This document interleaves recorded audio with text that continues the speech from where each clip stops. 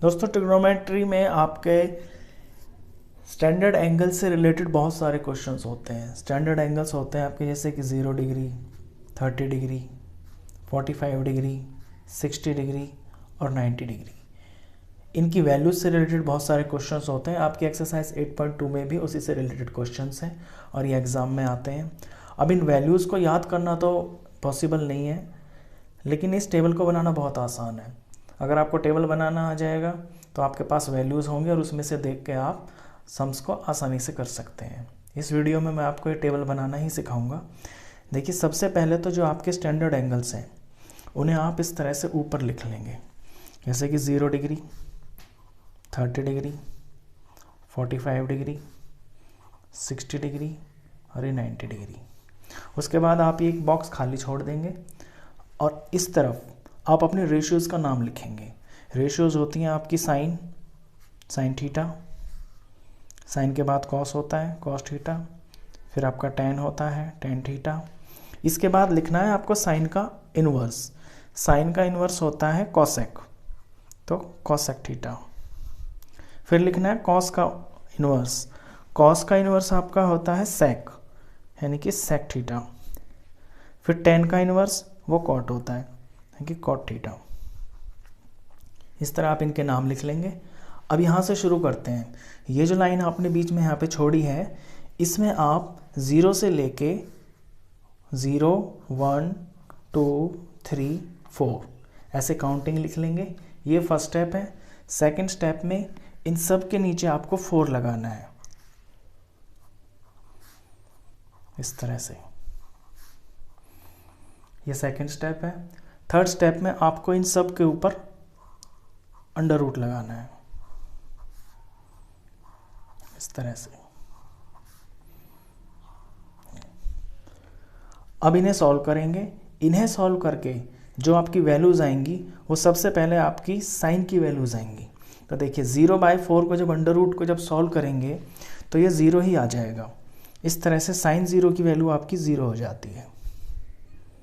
फिर साइन 30 के लिए 1/4 अंडर रूट को सॉल्व करेंगे तो 1 का अंडर रूट तो आपका 1 ही रहेगा और 4 का अंडर रूट आपका 2 हो जाता है, तो ये 1/2 हो गया साइन 30। साइन 45 को सॉल्व करेंगे तो 2 और ये 4 आपका अंडर रूट इसमें अंदर से कट गया, ये 1/2 हो गया और इसके ऊपर अंडर रूट। 1 का अंडर रूट 1 ही होता है और 2 का अंडर रूट आपका अंडर रूट 2 हो जाएगा। तो साइन 45 की वैल्यू आपकी 1/√2 हो जाती है।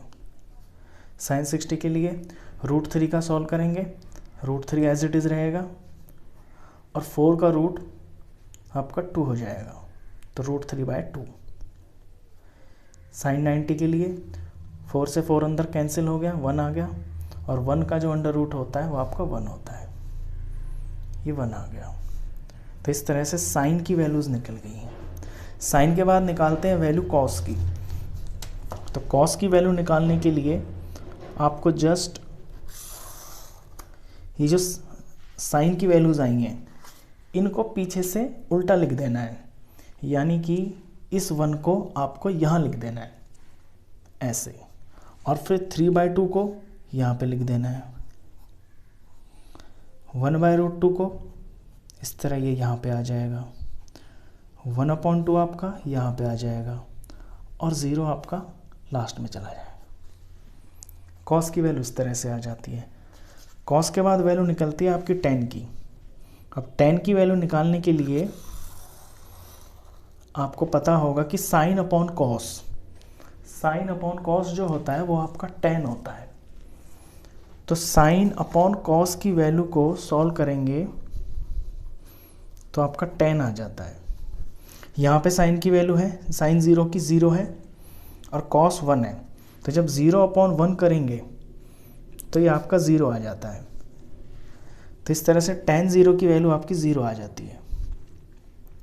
इस तरह tan 30 की निकालेंगे तो 1/2 को डिवाइड करेंगे √3/2 से, और जब इसे डिवाइड करेंगे तो ये डिवाइड का मल्टीप्लाई हो जाएगा और आगे वाला इन्वर्स हो जाएगा। 2 से 2 कैंसिल हो गया, 1/√3। तो tan 30 की वैल्यू आपकी 1/√3 √3 आ जाती है। अब tan 45 देखते हैं। यहाँ पे 1/√2 है, साइन की वैल्यू डिवाइडेड बाय कॉस की वैल्यू 1/√2। इन्हें फर्दर सॉल्व करेंगे तो डिवाइड का मल्टीप्लाई हो गया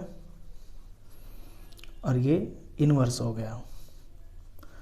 √2 से √2 कैंसिल, 1 आंसर आ गया। तो tan 45 आपका 1 हो जाता है। tan 60 के लिए √3/2 डिवाइडेड बाय 1/2, फर्दर सॉल्व किया, डिवाइड का मल्टीप्लाई हो गया, ये इन्वर्स हो गया, 2 से 2 कैंसिल हो गया, √3 आ गया। तो tan 60 की वैल्यू आपकी आ जाती है √3। अब tan 90 की वैल्यू, यहाँ पे आपका 1 है, कॉस आपका 0 है। 1 को जब 0 से आप डिवाइड करेंगे तो किसी भी नंबर को आप अगर 0 से डिवाइड करते हैं तो वो नॉट डिफाइंड होता है, यानी कि ये कोई वैल्यू होती ही नहीं है, नॉट डिफाइंड, इसे आप डिफाइन नहीं कर सकते। तो इस तरह से साइन कॉस tan की वैल्यूज़ आ गई हैं। अब आगे की वैल्यूज़ के लिए आपको ज़्यादा मेहनत नहीं करनी है, बस इन्हीं में से आपको कॉपी करना है। कैसे, अभी देखिए। साइन कॉस tan, इनके जो इन्वर्स होते हैं वो आपके कोसेक, सेक और कॉट होते हैं, यानी कि इनका उल्टा कर देंगे तो आपकी इनकी वैल्यूज़ आ जाएगी। अब कोसेक की वैल्यूज़ निकालने के लिए मैं साइन की वैल्यूज़ को उल्टा कर दूंगा, यानी कि इन्वर्स कर दूंगा।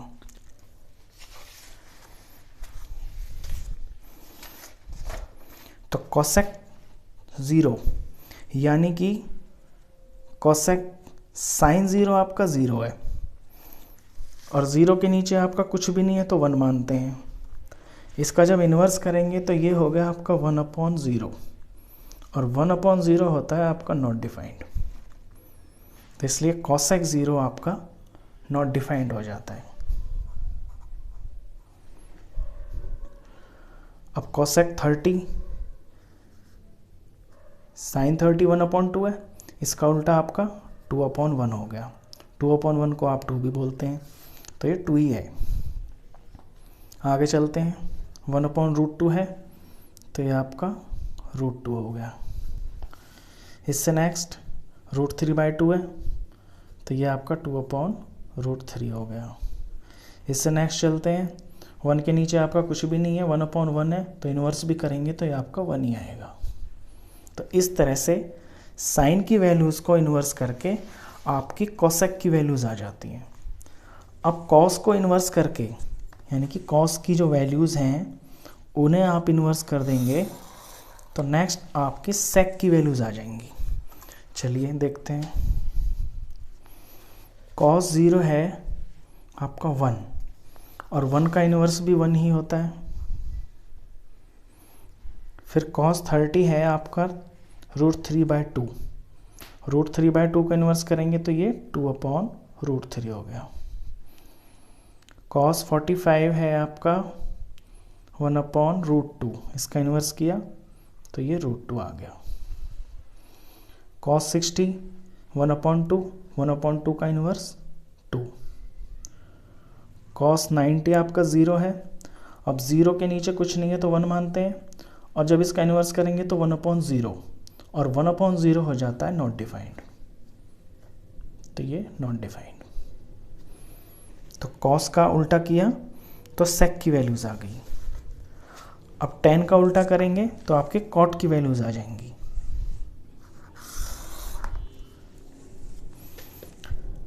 tan 0 है आपका 0, तो 0 मतलब 0/1, इसका इन्वर्स किया तो 1/0। अब डिनोमिनेटर में जब 0 आ जाता है तो वैल्यू नॉट डिफाइंड होती है, तो ये भी आपका नॉट डिफाइंड हो गया। tan 30 1/√3, 1/√3 का इन्वर्स करेंगे तो ये आपका √3 हो गया। tan 45 1 का इन्वर्स किया 1 ही आएगा। tan 60 √3 के नीचे 1 है, इसका इन्वर्स करेंगे तो ये आपका 1/√3 हो गया। tan 90 not defined, not defined कब होता है दोस्तों? नॉट डिफाइंड होता है आपका जब 1/0 होता है, और इसका इन्वर्स 0/1, और 0/1 का मतलब 0, तो यानी कि ये वैल्यू आपकी 0 हो गई। तो इस तरह से आप ये टेबल बना सकते हैं। आप इसे बनाएंगे, ये आपका 2 मिनट में बन जाएगा। उसके बाद इसमें से देख देख कर आप क्वेश्चंस कर लेंगे। चलिए आपकी एक्सरसाइज का फर्स्ट क्वेश्चन करते हैं।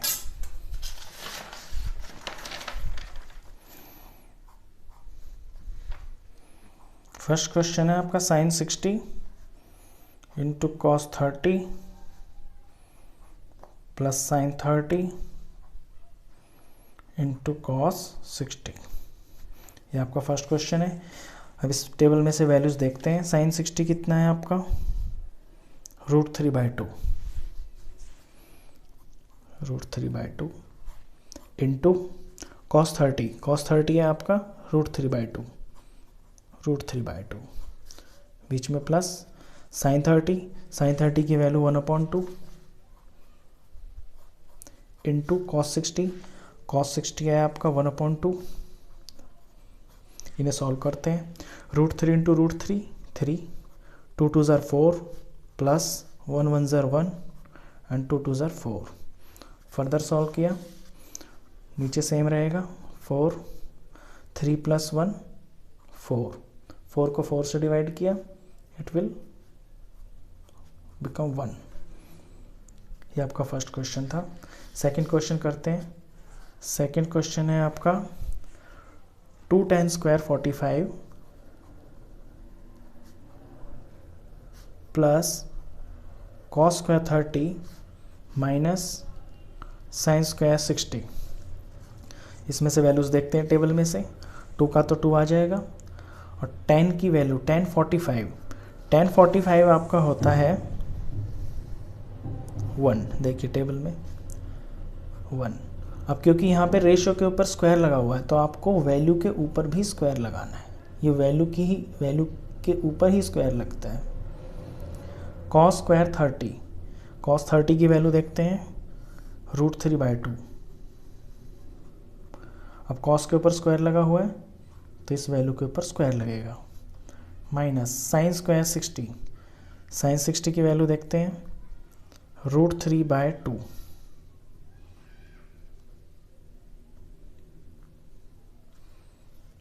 इसके ऊपर स्क्वायर लगा हुआ है, तो वैल्यू के ऊपर स्क्वायर लगेगा।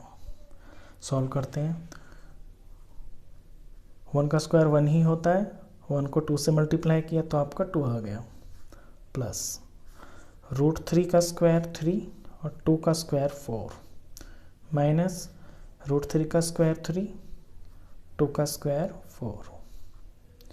ये दोनों वैल्यूज़ आपकी सेम है, एक प्लस की एक माइनस की है, तो ये कैंसिल हो जाएंगी। फाइनली बचता है आपका 2, और ये आपका आंसर है। तो इस तरह से दोस्तों इस तरह के क्वेश्चंस होते हैं, और इनमें यहाँ से टेबल में से देख के आप वैल्यूज़ भरेंगे तो आपका क्वेश्चन बहुत जल्दी से हो जाएगा। आई होप आपको ये टेबल भी अच्छे से समझ में आया होगा और क्वेश्चंस भी। सो अगर आपको अच्छा लगा हो वीडियो तो इसे लाइक कर देना, और 10th क्लास का कंप्लीट मैथ्स पढ़ने के लिए आप इस चैनल को भी सब्सक्राइब कर देना। Thank you.